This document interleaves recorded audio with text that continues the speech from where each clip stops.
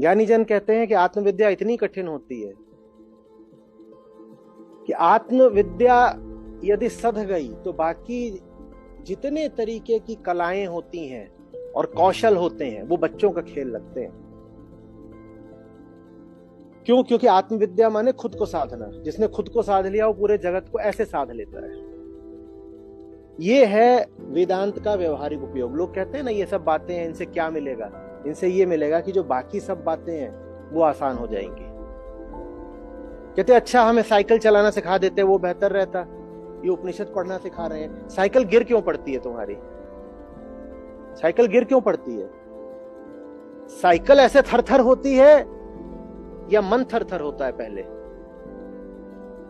जो उपनिषद पढ़ लेगा उसका मन थरथर नहीं होगा, उसकी साइकिल नहीं गिरेगी। पर ये बात नहीं समझ में आती।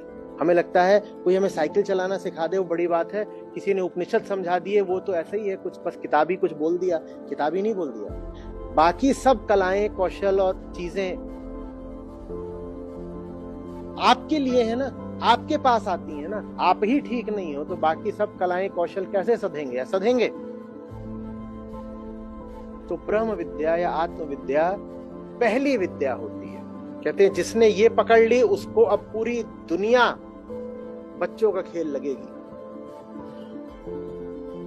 अध्यात्म हमेशा से, सोचिएगा, विचार करिएगा, इतिहास में सदा एक इलीट चीज रहा है। जो समाज का एक प्रबुद्ध तबका होता है, अध्यात्म बस उसकी चीज रहा है। वो मासेस की चीज कभी नहीं रहा है। जन सामान्य तक, सर्वसाधारण तक उसको ले जाना है, नहीं रहा है। भारत में भी नहीं रहा है, बाहर भी नहीं रहा है। हम प्रयास कर रहे हैं कि बिल्कुल आखिरी आदमी तक भी अंतिम सत्य को लेकर के आए। आखिरी आदमी तक भी आखिरी बात पहुंचनी चाहिए। ये सब तक लेकर के जाना है। हमारे पास डिजिटल रीच है, वहां तक ये बात जो कभी भी मुट्ठी भर लोगों से आगे बढ़ी ही नहीं, मैं उस बात को करोड़ों लोगों तक पहुंचाऊंगा। हम वो प्रयास कर रहे हैं। वो प्रयास इतिहास में पहले कभी हुआ ही नहीं।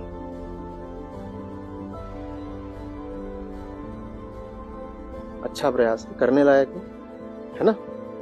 करते हैं, आने दे, जो होगा देखा जाएगा। Like, subscribe and share my channel for such content.